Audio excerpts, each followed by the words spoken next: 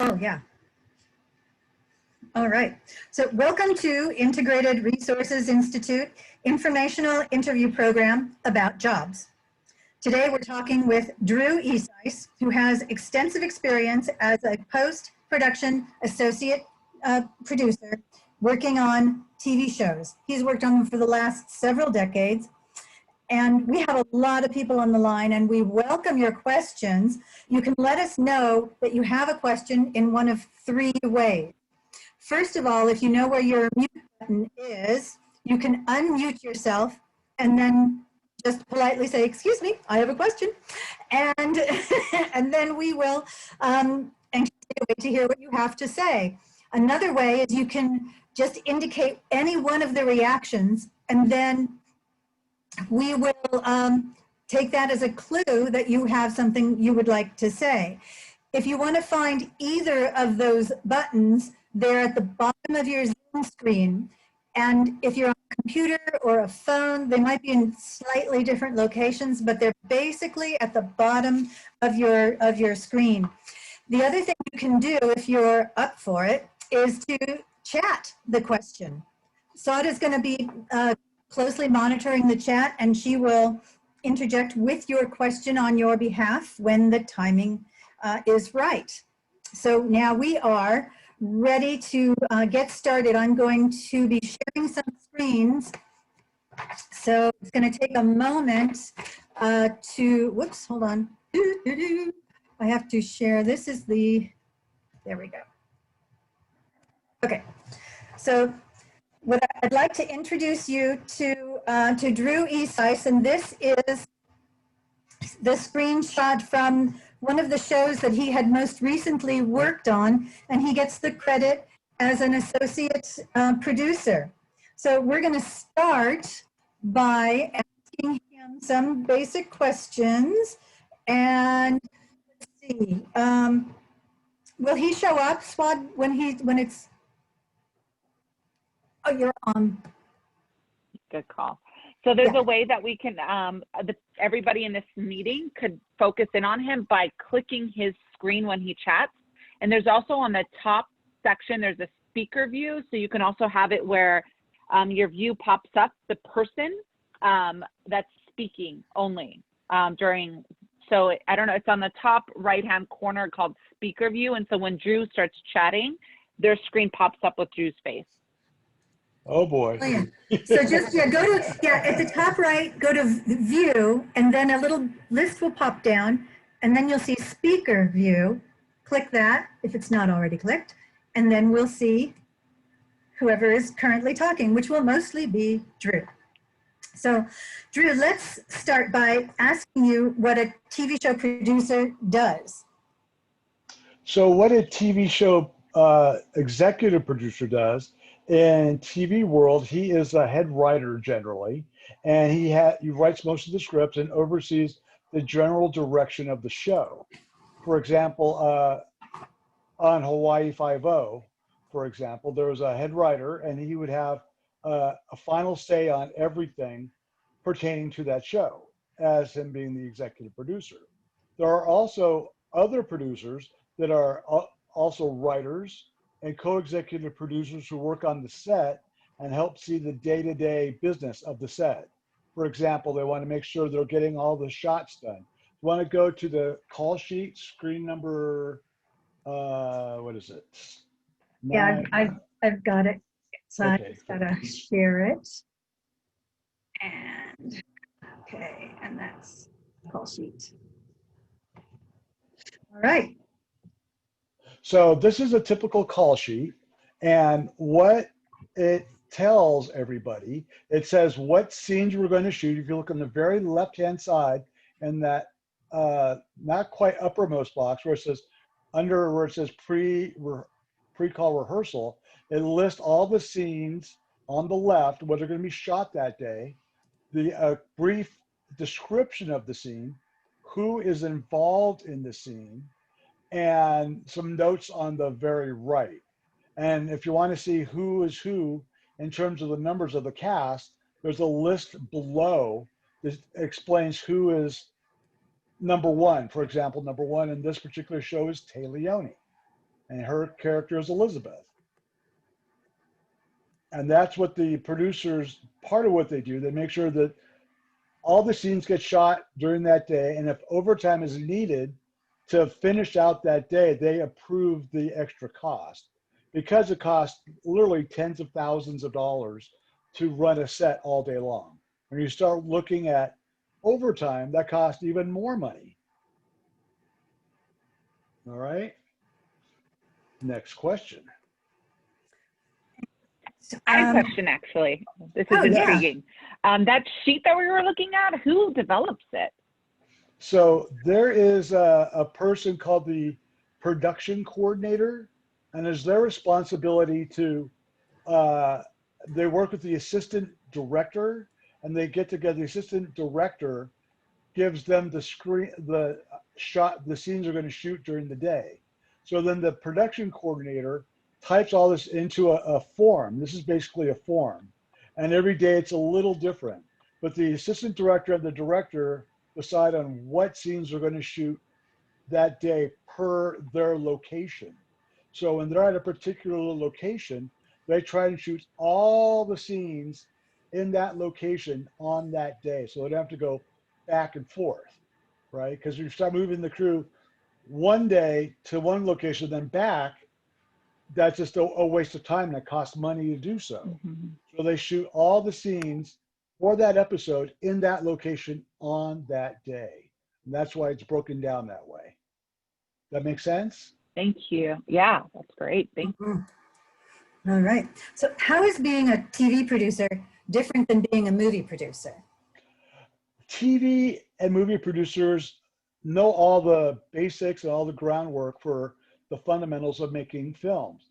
The main difference between a TV producer and a movie producer is that, sure, there are some that do the same exact things, but movie producers also can get a producer credit by bringing money into the project, so they have money to use for the production, or sometimes they get a producer credit if they bring a talent. Say they bring in Clint Eastwood or Denzel Washington.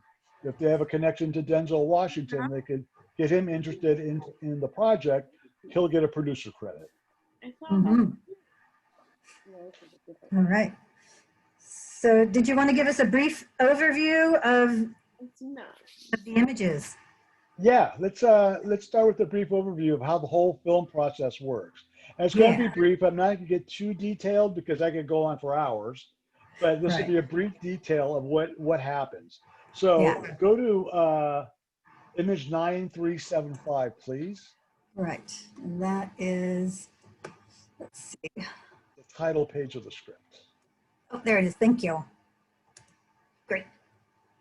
So it all starts out with the script, right? So this is the title page for this particular script of Madam Secretary.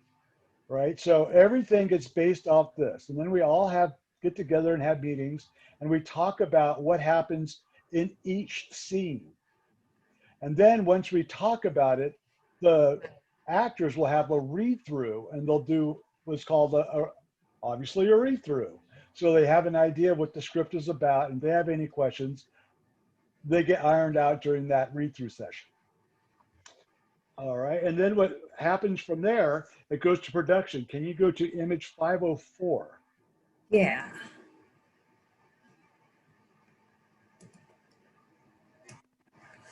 So this is a typical movie set. And they're actually shooting at this particular moment. You see the guy in the lower left with the little monitor? He's probably the director looking at the scene as it's being shot. In the middle there, that is where they're actually shooting the scene. The camera is pointed towards the actors. If you look on the right, that guy sitting at that little control panel, that is the sound man, and he's listening for the dialogue to make sure you can hear it cleanly and to make sure there's nobody moving or there's no airplanes flying overhead or a car driving by, because we want to have the audio, the dialogue as clean as possible. Right? So that's what's going on in a typical set. The director calls action, they hit the clapper. Can you go to the scene of the image of the clapper. I think that's 037. 437. Oh, 037. Yeah. Yeah, 037. Yeah. I had a quick question before you move away from the screen. I Sure. thought this was a real house, but then I'm looking at the ceiling. This isn't a real house. This is a No, stage, right? this is a stage, right? So they'll make it look identical to a house in every way, shape, and form, because we want to give the illusion of this is a real house. And a lot of times they'll shoot exterior scenes at a real house, right? And so then we go into the interior, we control the sound, the lighting, the weather, all that stuff inside, right? So that's why they make sets. So we have more control over what can happen in the picture and sound. Make sense? Very good. Let's go to the next shot, 037. So this is the clapper. When the director calls action, the camera guy says speed, and the AD says roll sound. The clap, see how the little clapper is open? The little clapper gets shut, and that's how we sync the sound up for post-production. Now on this clapper, there's valuable information. If you look on the very left-hand side, it tells you what camera roll they're shooting. So that tells us where this shot lives. Then it gets broken down into by scene, scene 5, and by take, take 2. And that big digital number in the middle, that is the time code that gets shared with the sound. So everything is in sync. Because if anything is out of sync, we have a problem in post-production. You'll have lips that are moving out of sync from another, right? And so that is a typical clapper, and that's all the functions that does, and that's controlled by the camera department. All right. Then it goes to post-production. And if you go to shot 882, please. Mm-hmm. And that's, the moviola. yeah, that's this one. Yes. That one, yes. So that is how we used to edit film. So back in the day, right when I was first started, now I'm kind of a dinosaur these days, but when I started, we had all these editors had these things called moviolas, and we would run physical film through it and sound. You see that little round speaker in the middle? That's a sound head. So they run sound, what's called sound mag through it, and actual film through the negative, and we would physically cut the film and splice it together with what's called a butt splicer. And it was a very painstaking, long, arduous process, but that is how we used to edit back in older times. Now, when I say maybe not even that long ago, I mean, we were still using film until about the 90s. And then everything went digital. If you go to the next shot of the editor's timeline. Let's see. Oh, for gravity? Yeah. Okay. Gravity timeline. Hold on 1 second. Let me go back to. Drew, I have another question or maybe a statement. Sure. I know my husband was in the film industry too, or majored in film, but I know that there's like a thing where people like to shoot in film because it's cool, or I don't know if that's a thing. But do people still? Go ahead. Some people still use film, not very often, because it incurs a lot of extra cost and a lot of extra labor. But some people like the look of film because there is a certain look to film. It looks different than video that gets shot. And we can make the video look like film if they want a film look to it. That's a whole nother thing with visual effects. But we could certainly make film look like, or video look like film. What we're seeing here is now where everything is being shot digitally, so on computer cards. So instead of film, we shoot on a little computer card. Everything gets shot digitally, and it produces these images up top, and below is what you see, what a typical editor timeline looks like. So this is how he assembles everything.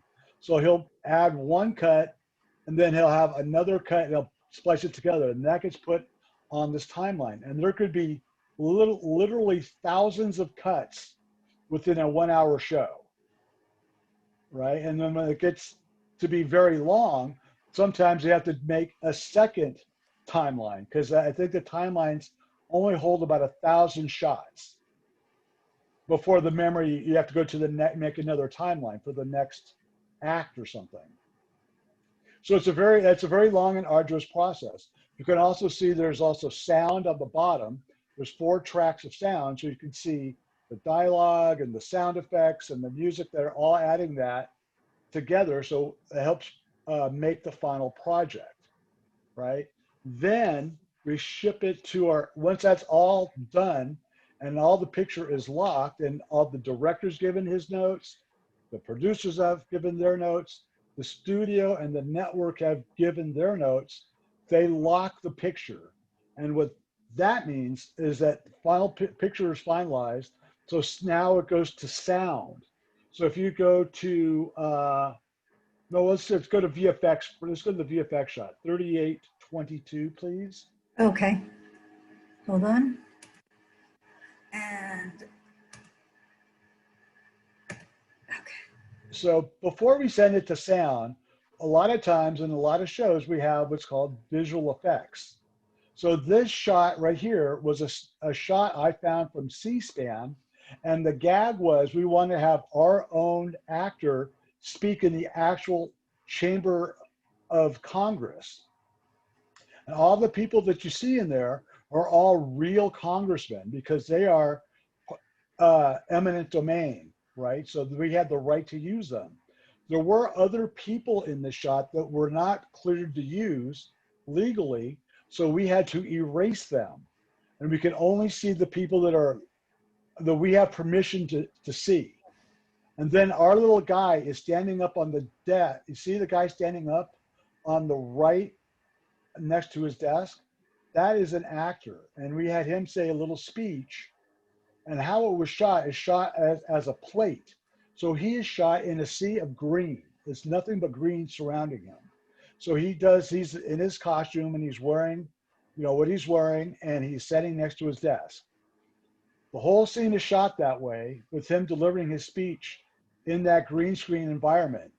Now they're able to take that little plate and insert him into this stock shot I found, right? And we highlighted him a little tiny bit.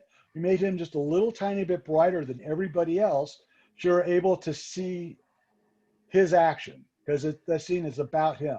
And then we intercut close-ups with them where we didn't have to use visual effects, right? And that's what visual effects are. Then from there, that gets cut in, and then we ship everything once it's locked to our sound department. Our sound department, if you go to shot number 917, please. Mm-hmm. This is a typical sound stage. This is from Hawaii Five-0.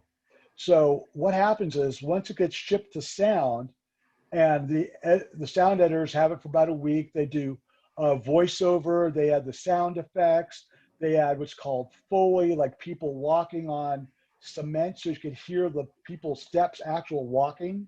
We do that in sync with what we see on film.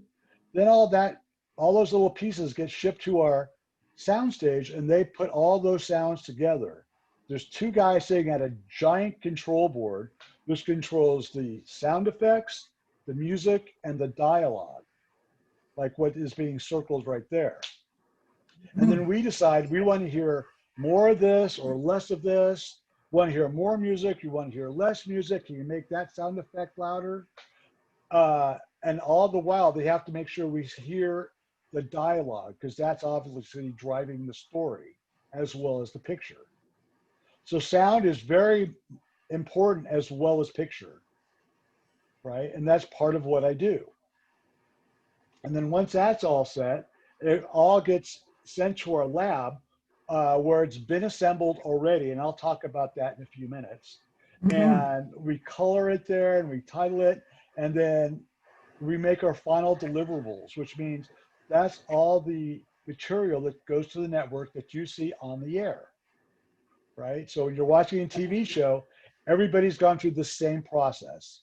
And it's a pretty long and complicated, arduous process. Mhm. All right. All right. So And do then you, Drew, I had another quick question. That Yes. spot, the number that I highlighted, was that the same as the one on that? That's like the timing number on the bottom of that screen. Right. So Okay, yeah. So cool. that gets sunk up with the sound. So we know the picture and sound are in sync. When they're out of sync, that's when we have a problem. We want them to. That's why we sync the camera and the sound together with the same time code, so it lines up perfectly. Perfect. Thank you. Make sense? yeah. All right. So do you work on the show set or are you always behind the scenes? Depends on the show. Most of the time I'm behind the scenes, but there are times where I get to go on set and direct what's called an insert shot. If you go to image 193. Mm-hmm.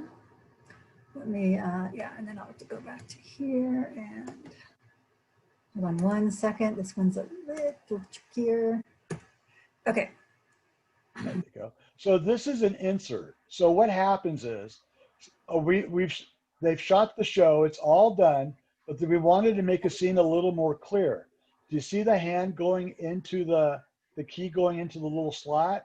Well, the director and the producer decided we needed that shot that production didn't shoot, so we had to go to a stage and film it so we could put it into the show, right? Because this is a major story point.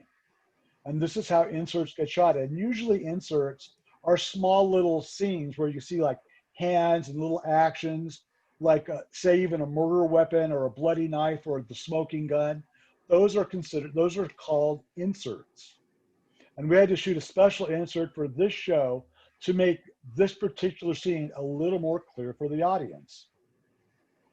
And that's part of what I do. Also, if they need to get some audio and we need an extra line that to make a scene more clear, I'll go to the set and I'll have the actor, I'll show them a little clip of the scene and I'll say, can you say off camera this particular line so the scene makes more sense? And they'll go, oh, okay, because they'll see how it's cut together and they need a line to make it make sense. Make sense to everybody? Anybody have any questions? It's a No, I lot think of we're steps. A lot of steps to making a film. absolutely. So what do people on your post-production team do? So I work with the editors and hold on, where are you? What? Where are you?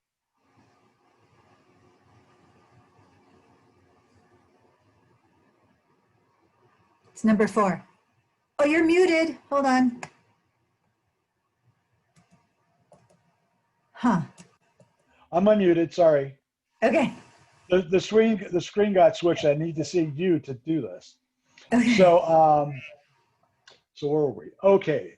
What What do do my you, people on my team do? So I work with the editors and the producers and the directors and the studio and network. So what happens is what my team does, the editors get the film, the daily film, they assemble it as they're shooting. So we're always a day behind what's being shot.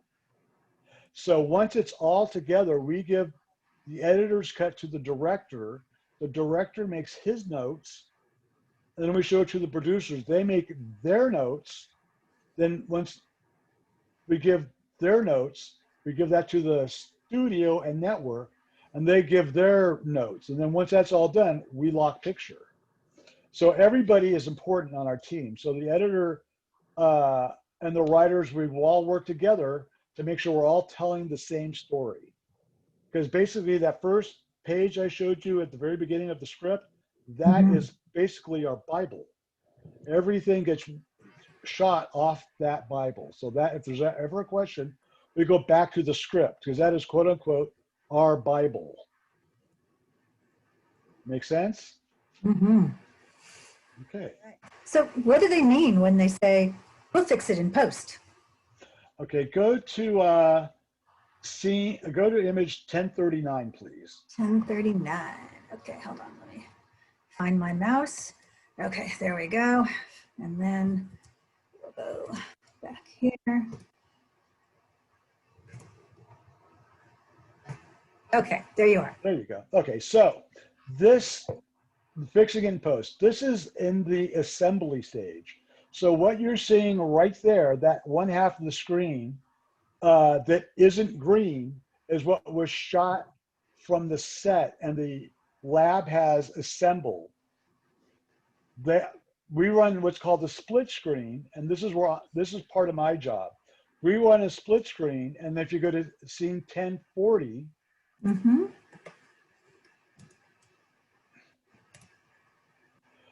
this is what it looks like completed. So half of it is what the lab has done, and half of it is what the editor has done. So we run the picture simultaneously to make sure all the picture is assembled correctly and that the sound is in sync.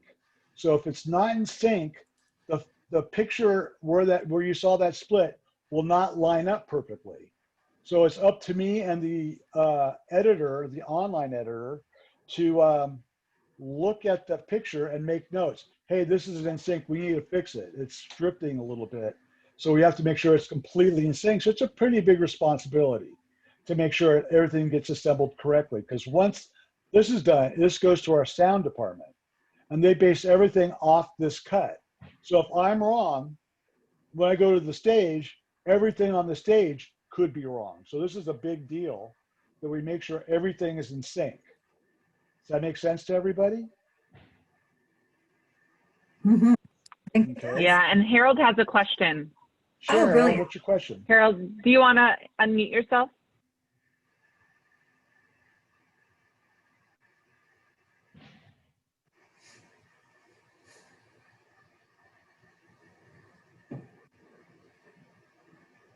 Hello, I don't hear the question. All right, Harold, we're listening. Harold, unmute yourself. I'm just There you go. curious. Is it the same thing as The Walking Dead, like the producers, so they cut it off? I'm sorry, what was the question? The Walking producer Dead. Yeah, what The about The Walking Walking Dead. Dead? Yeah. Uh-huh. Do they do the same thing as Yeah, what the you process is pretty similar for all scripted TV, basically. do? So Walking Dead is scripted, so they basically do the same process that I do, because it's pretty universal, Okay. right? Yeah. So if you look at what I do, I could apply this to basically any show. Just the script is different, right? So everything else, the process is the same. The script is different, right? So it gets shot the same. The sound gets recorded the same. It's just the content that you see is different, right? All right? Yeah. Yeah. All right. Can you go to image 1323, please? Yeah, speaking of The Walking Dead. Yes, buddy, good transition. So, see the guy sitting down on the left-hand side?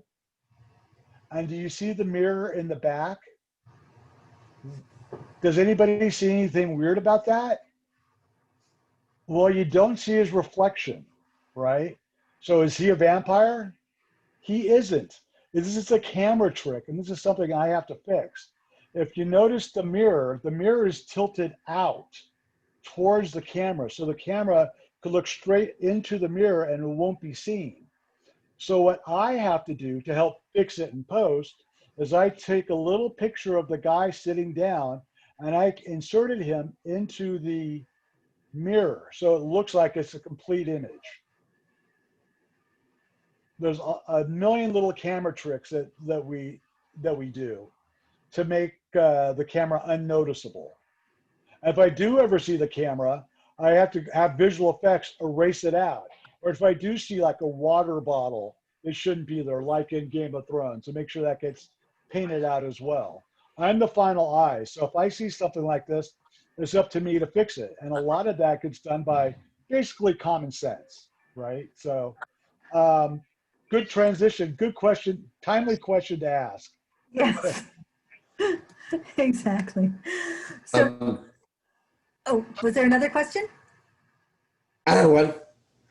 Oh, somebody has a Uh, question. Benjamin. yeah, yeah, that's me. So, I want to ask, since you're a TV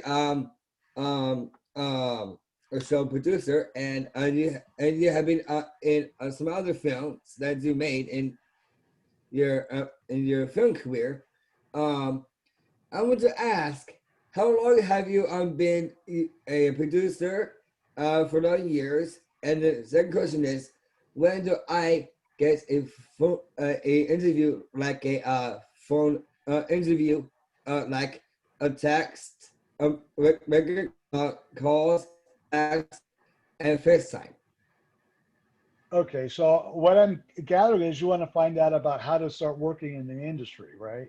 And how long I've been Yeah, doing it. So I've yeah. been working in the industry since about, 1980 or so. Well, that's when I first started. So Yeah, I've been around for a long time. right. So I've done a lot of TV, I've done film. And the best way to get started, I was lucky enough, this transitions to another question. Um, We can go out of the order. way, the, yeah, might as well. The way Yeah. I got started is that I was lucky enough, right after high school, a friend of mine was working on a project and he needed what's called a gopher. And I was the guy who I go for this and I go for that. So they called that job a gopher. So I was basically driving around town doing all the errands for the show. For example, I was working with transportation. They put me in a station wagon, and I would drive to the prop house and get certain props. And I had to make sure I picked up the right props. If it wasn't the right thing, I'd have to go right back, right? So I had to make sure that you had the exact right props. Or I had to go drop off the film at the lab, or I have to get something from the lab and bring it back. So I was doing a lot of that type of stuff when I first started going. So the best way to get started, I think, is to get some experience first. And you could get experience by getting in contact with your local college. A lot of students are making films, so you get some experience working on student films. Plus, you get experience by actually going to school. I went to school after there was a big strike in 1982. I worked for a few years and then there was nothing being done. So I said, well, I might as well get my degree now. So I went back to school. I went to Cal State Northridge, got my degree in film, and slowly worked my way into a career. And it wasn't easy for me to get started because I was doing features and I wasn't working all of the time. And since I wasn't working all the time, I had to have another job to help pay my bills. And that's how most people typically start, right? Did Yeah. that answer your Drew, are question, you Ben? saying Yeah, that's one of them. But I want to know, um, when do I get a interview, like a phone interview, like regular calls, text, and FaceTime? Okay, so the way, once you have a little experience, you have something to put on a resume, you would send that to like the studio or network or a job board. And a lot of times that gets filtered down to me. Not all the time, but a lot of times that gets filtered down to me. And then I would call you, say, hey, this guy's got good experience. Let's bring him in for an interview. Mhm. Okay, that's all I need to know. Thanks. Sure. Now, Drew, I'm going to skip question number 6 and save it for later Right. because all the conversation right now has really been about getting started. And Right. really interesting story about your very early background getting started in the career. Did you want to talk about that? Sure. I mean, every I got interested in film just kind of by accident in a way. I used to live very close to a studio here in Studio City, and one day I was riding by on my bike, and I saw a lot of people lined up, and I asked the security guard, "What are people lined up for?" And they said, "Hey, we're going to film the show Mary Tyler Moore," and I was like, "I love that show." And he says, "Would you like to be an audience member?" I said, "Yes, I would." So he let me in. I was an audience member. Um, Then I realized they did this every single week. So every single week at that time, I would show up, and the guard got to know me. So it got to be kind of funny because he would just see me and say, "Ah, come in." And so I formed a relationship with him, and he would let me come in and walk around a little bit.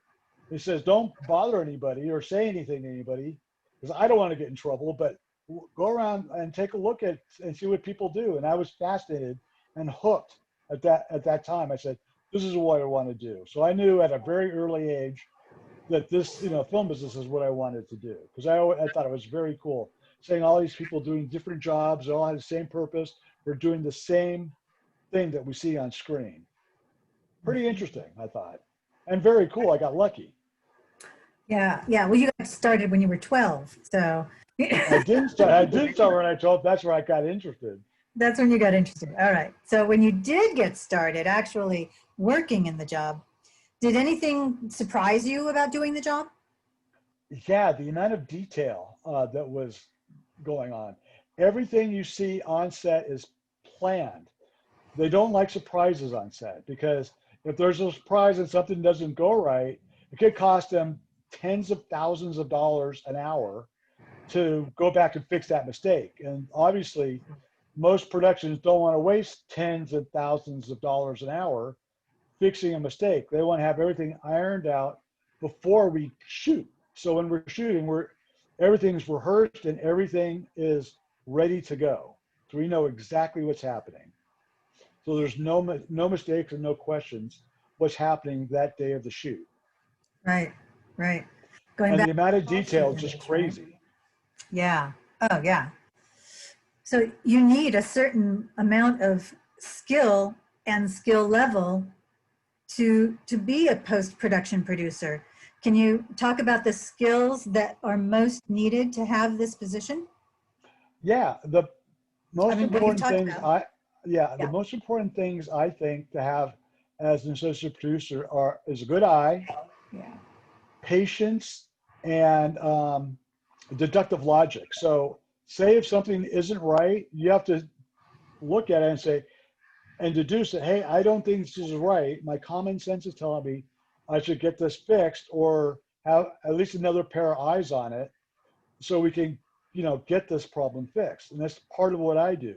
I see little things that aren't right on screen, and I say, hey, can we fix that? There's a shadow in the background that we don't want to see, like a boom shadow. Sometimes you'll see a boom hanging down, and I have to say, uh-oh, there's a boom. I have to eliminate that. So we Mm, either do a blow up or we erase it out if it's just standing static. So it's a lot. There's a lot of stuff you have to do, a lot of common sense. You have to have a good eye, and you mm, have to have a lot of patience, because mm. a lot of times, I mean, it takes time. I'll watch a certain cut of a show probably about 20 or 25 times before it airs. So by the end of it, when I'm QCing the final thing, where I'm still seeing mistakes, um, I know all the dialogue for that scene for the entire episode. So I've seen it a Right. whole bunch of times. I've read the script. I've watched the dailies. I've seen the Wow. various cuts. So after a while, you get to know everything. Yeah. Yeah. Wow. Wow. So you've got some really interesting past work experiences. What would you say of those has helped you the most to get to where you are now? Or did you, learn the most by just doing things? Well, like I said, I got lucky, and I got a job Yeah. early on when I was a kid, right out of high school, working as a gopher, and that really helped a lot.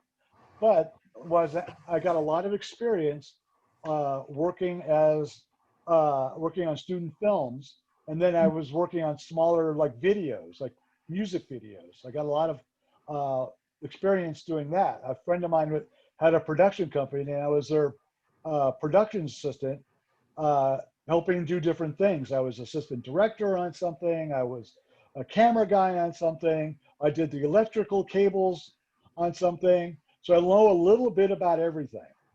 And not everybody has that same experience as I do. So I could Right. go onto a set and light a scene, or I could go on to an edit room and say, hey, why'd you make that cut? It looks matched. You don't want matched cuts because that looks redundant. We want to have We want to, you know, keep things looking fresh and exciting, right? Right. So that's Right. part of what I do, just because I have a lot of the experience of doing all these different things. Mm-hmm. And that capacity that you have to see all that detail, that's why they made you the boss. That's what I think. Okay. Yeah. So let's swing back around to the question that we skipped over. What are you doing now or have been doing most recently? Well, right now, I'm not working due to the COVID uh, Yeah. pandemic, but I'll be working soon. There's some rumblings of stuff, projects coming up. I just finished Madam Secretary in December. So I was working on a pilot when the whole COVID uh, epidemic started, and it's now been postponed. I don't know if that's even going to be produced. So I'm looking around for another job at the moment, but stuff is starting to happen. So I'll be working soon, I hope. Yeah, yeah. Well, now that we have a lot of the basics of how you do your job and what is involved in the job, let's get down to some more of the interesting specifics. Give us an example of a show that is well produced. Well, that's an interesting question because that's very subjective. For myself, a show that's well produced is where you can go from the script, have an interesting character, have an interesting story, have interesting camera moves, have interesting design, have the costumes be interesting, um, and all that work together in a cohesive fashion to get from point A to point B while telling a story. Because really, when you're working in film and TV, it's all about the story, right? So if Yeah, it's not, if anything's lacking in any of those departments, it makes a show, to myself, kind of boring. An example I think of a really great show was Breaking Bad. It was very original. They took a really weird subject matter and made it very interesting. yeah. And there's great performances. The cinematographer was great. They moved the camera around, which is really interesting to me. Mm-hmm. It was very well done. Mm-hmm. I always remember that scene of the pants hanging out the window. That's how we would dress. Right, exactly. Very original. I loved it. Very, Such a just visual. yeah, such a great show. That's And funny. it's very fun too, because and in that you know what I do, what part of one of the things I do is I help research stock footage. So in Yeah. stock footage is stuff that we don't shoot, which comes to an interesting story. I worked on a show called Hawaii Five-O for a few years, and we Mm-hmm. did a Pearl Harbor episode. Mm-hmm. And there was I was looking, they told me 6 months in advance, start looking for footage now because we want to do this episode. It's going to be a big episode. And I said, I might as well start now. So every day I was looking for different, stock footage pieces I could use for the episode. And one day I happened to see a color shot of one of our battleships exploding. And I got some background information on it. And it wound up being a shot that was the only color shot of the USS Arizona exploding. And it just happened to be that day, there was a captain who had a brand new film camera and happened to be using it out when the attack happened. And he was across the bay from where the Arizona was. And he happened to be filming in color. And he got the explosion on film. Mm. Well, he went to go get it processed so he could take a look at it.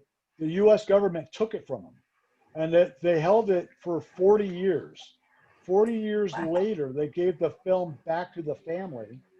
I don't Wow. think the guy who shot it ever saw the shot, but somebody posted it on YouTube, and that's where I saw it. I went, whoa, what is that? So I Mm. contacted the guy who posted it, and he knew the family who owned it. So I had to get permission from them to use that shot in Hawaii Five-O, and we actually used that shot in the episode because it had never been seen before. Nobody had ever seen it. It had just been released by the government just a few years beforehand. So it's Right. a pretty big stroke of luck, I thought. Right.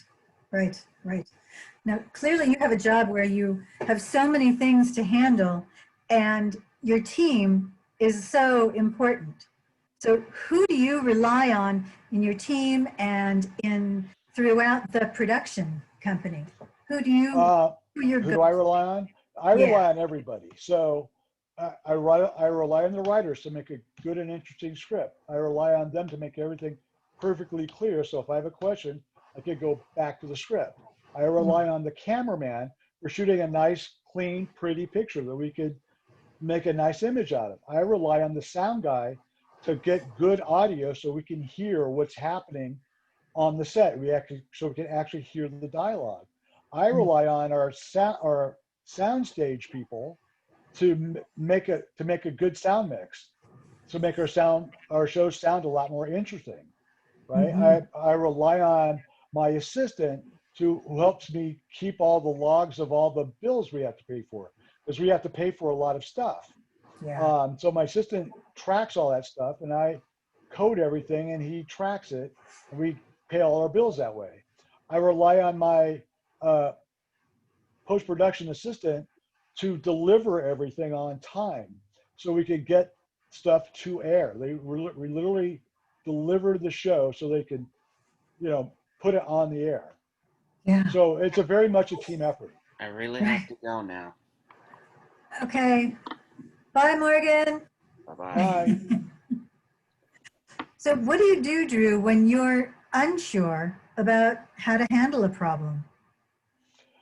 When I'm unsure about a problem, the first thing I do, it depends on where I'm doing, right? So if if I'm at the lab and I see something that's not right on screen, the first person I call is the editor, and the editor will say, "Hey, I meant the scene to play this way. Is it not playing that way for you?" And I'll look at it, and I'll look at it with my online editor, and we'll both say, "No, we could make a little fix here." And they'll say, "Okay, I'll make the fix. I'll send it to you." They'll send me the fix, and we'll fix it in the online bay. Um, I just lost my train of thought. Sorry about that. So, Who you rely on? Are you talking oh about? yeah. So then, if there's another, if I rely on again, the sound guy to make good sound. I rely on our lab to make everything assembled correctly and to make our dubs clean, so when they air, there's no mistakes in it. I Right. literally just last week got a call from International. There was a problem with the Madam Secretary where one little tiny frame froze for 1/24th of a second. And we had to fix it. And I've been off Madam Secretary for 6 months. So I had to get our lab to, reassemble that one scene for that one little frame. Mm. So yeah, even though I'm done with the show, I'm never really done with the show. They keep So calling I you rely back. I rely on a lot of people for a lot of different things. Right. Right. Now, as this is an informational interview and we're seeing from the questions that are showing up, a lot of people are getting really interested in this job. So when you're looking to hire someone, who's the perfect person? Now thinking about the folks here, and what schooling would they look to go for themselves? So what I look for in a post-production candidate, I look for somebody who has a great attitude, somebody who's got a lot of patience, is a self-starter, who's computer literate, who Mhm. doesn't mind working long hours, um, and has basically a really good attitude. I mean, for me, attitude is more important than experience. So I'd rather work with somebody I like and I could teach them what to look for and how to do their job, right? So while experience is important, I think attitude is more important than anything, Mm. right? Because I don't mind taking somebody who's very fresh and green and showing them the ropes and telling them this is how you do stuff, this is how you do things, right? This is how Right. you protect yourself and us. And it's very simple to do. Just take these precautionary steps. For example, when I send our PA to get things at our lab, I always make sure I give them an exact detailed uh, description of what I need. If the lab tries to give them something different, I say, please call or text me and let me know what they're going to give you. If it's not right, I need to know that because that can mess something up down the line, right? So I'm reliant on them to have the, you know, the fortitude to give me exactly what they're picking up and what, and let me know what's going on. So Mhm. to avoid any mistakes down the line. So if Yeah, something happens over here, it can affect something way down over here, right? So you right. have to make sure everything in between is working just right. Yeah, yeah, absolutely. Absolutely. So do you have, since you are going to be looking around for new opportunities, do you have a favorite kind of show that you're interested in working on? Yeah, I like working on crime dramas myself because they're a lot of fun to work on. Usually the shows are fun to read and then they're fun to watch being produced. Plus, I'm responsible for a lot of the background things you see. So, like, say there's a TV playing in the background, it's up to me to find the stuff to put on that TV. Or there's some subtitles. I'm responsible for the subtitles that you see on the screen. So it makes my life very interesting. Yeah. Makes a lot of work, but it's very interesting. Mm-hmm. Absolutely. We actually had a question in line with that from Courtney Hall. Courtney, did you want to ask your question? It was actually in line with that one. It was, do you have a Mhm. favorite TV show that you worked on? That you My That you favorite show worked that I've on? worked, yes, my favorite show that I just worked on so far has been Madam Secretary because it was um, it gave me a lot of responsibility. It was my first time being an associate producer. So I was very proud of that. And it was a very well-regarded show. It was had a good message, and everybody who worked on that show was very nice and very kind. It really was one of my best experiences I've had so far, you know, working in this industry. I would love to work on that another show like that Mhm. if that ever happens again. Yeah. How do you see the industry going moving forward? And your job Well, moving forward? yeah. So what happens in my industry has been affected a lot by COVID. So I have a feeling that in the future, we may not be going to offices like we normally have. Normally, we're all together, the editors all together, the writers are all together, so we can all bounce ideas off each other. Now that's going to be done on a platform like this, like Zoom. So if there's a question, we would say, hey, excuse me, I have a question. Can we answer it through Zoom? So I'm feeling a lot of that's going to be taking place like what we're doing now.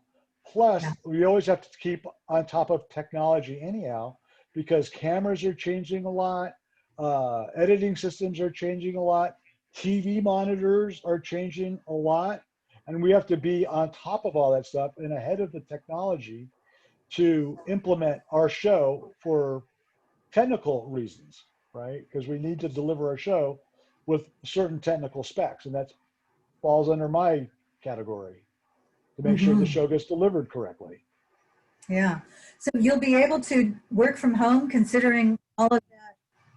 I mean, I saw that table, you know, there's a lot of heavy, big equipment that you're working with. Yeah, for myself, since I'm not on the set, all I really need is a computer and a good monitor. Oh, So I'll be able to watch cuts and make comments on cuts. I might be zooming in with our online editor at our lab, and he could send me the split, and I could watch the split, and we could still do things via Zoom. wow. I have a feeling, I haven't done this yet, but I have a feeling that's the way it's going to go Yeah. for the next couple of years, at least. Oh, yeah. Oh, yeah. Well, thank you so much, Drew. We have reached the end of our questions, and I wonder if anybody else has any lingering questions that you would like to ask Drew at this time. We did have a comment by Dave Koenig. Did you want to just share that out loud about how you feel like you're an inspirational story? Dave, I you don't got know if to he's unmute still on. yourself. What somebody thinks I'm an inspirational story? No, he has. No, he's an inspirational story. So I'm Oh, asking okay. him to unmute, but maybe that would be a way for him to ask you a question about, I asked to unmute Dave, but he needs to unmute himself. But he wrote it in the, there he is, he's unmuted. Oh, great. Hey, Dave. Hello, Dave.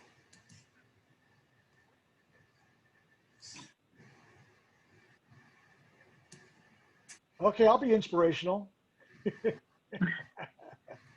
I'll just read to you what Dave shared. Dave Okay. shared that he's an inspirational story because he's one of the only kids in the world that has half of a heart that is still living.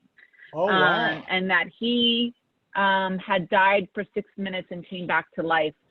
And so how does, with him sharing that detail, if he has an inspirational story like that, how would he connect with sharing his story to producers or things like that?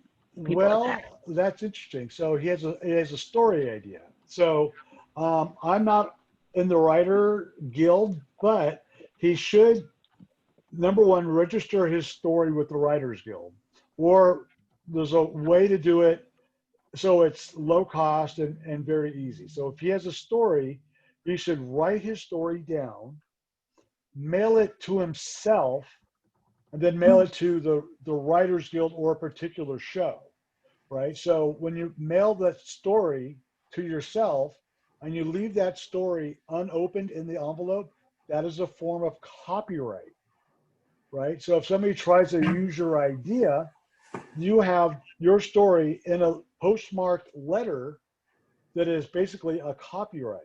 So that protects you, that protects your story from anybody else borrowing that story, right? So that's probably the easiest way to get a story out there.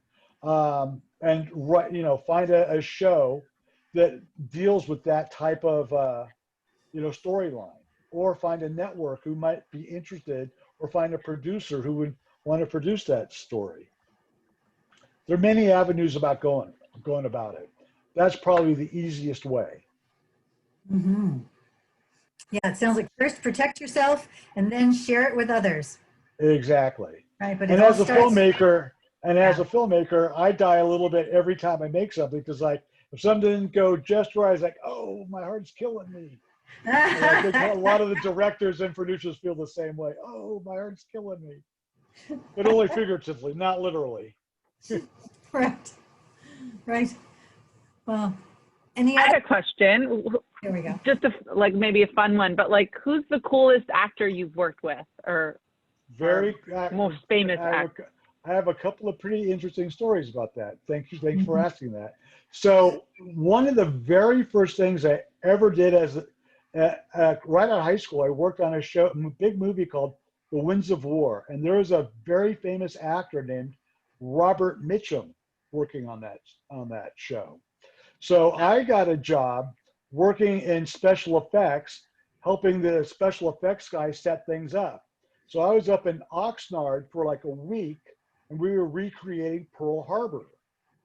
So Robert Mitchum, who was the big star of the show, saw me, I guess, a couple of nights later at this little tiny podunk bar up in Oxnard, because at the time there was nothing in Oxnard. There was literally nothing up there.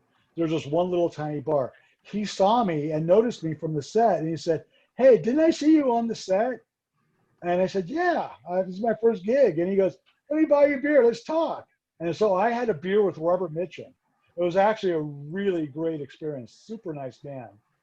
And he always comes across as a big, heavy bad guy, but he was just a big pussycat. Loved him, great guy. And then there was another little story. When I was looking for work after I graduated college, a friend of mine was working over at Clint Eastwood's production company called Malpaso Productions. So he said, come over, have lunch, and I'll see about spreading your resume around. I said, awesome. So I went there, we had lunch, and as I was leaving, I thanked my buddy, and I'm literally leaving the building. I turn a corner, and guess where I ran into? Clint Eastwood himself. I went, whoa, hey, sorry, Mr. Eastwood. And he looked at me and gave me the squinty Clint Eastwood look and said, don't sweat it, punk. And I swear I almost lost it. That was like the funniest thing he could have ever done. And so I tried not to laugh, but his assistant was sitting at the desk was just cracking up. So the second he left the room, I just started laughing and oh my God, that's awesome. So those are basically like two coolest stories I have with like big actors. I work with actors all the time, but those are two of, I think, the coolest stories I have. All right, all right. So Swat, I'm looking at the clock and we're dead on at about an hour. To keep us on time, shall we cut it now? Yeah, I mean, did we want to, any last questions before we end the meeting? There we go.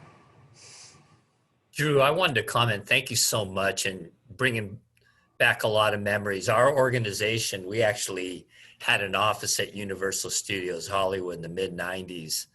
Oh, wow. I remember meeting Arnold Schwarzenegger and Nice. I asked him for an autograph because my son was the excuse I used, but it was true was, well, my son's really sick and he'd appreciate your autograph. He had a cigar in his mouth. He looked at me. He says, "Yeah, sure." And then he signed it. That's awesome. He was a spokesperson for, gosh, what are those all-terrain vehicles? Those real big ones that look like tanks. Oh yeah, the Humvees. Yes, but that was a cool story. Yeah, that is a cool story. I've heard he's a nice man, actually. Oh yes, yes. But Drew, thank you so much. Thank you very much. Thanks for being a good audience, and thank you for the good questions. I appreciate it. Mhm. Hopefully you got a little bit out of this, and hopefully we'll see you at the movies and the TV shows. I see all the smiles on our clients. Thank you so much. Been a That's wonderful. Thank you very Thank much. you, Drew. Thank you. All right. Thank you, everybody, for joining. Everyone. See you at the next All About Jobs session. We will figure in the future. Bye, guys. All right. Bye now. Bye, everybody. Bye. All right.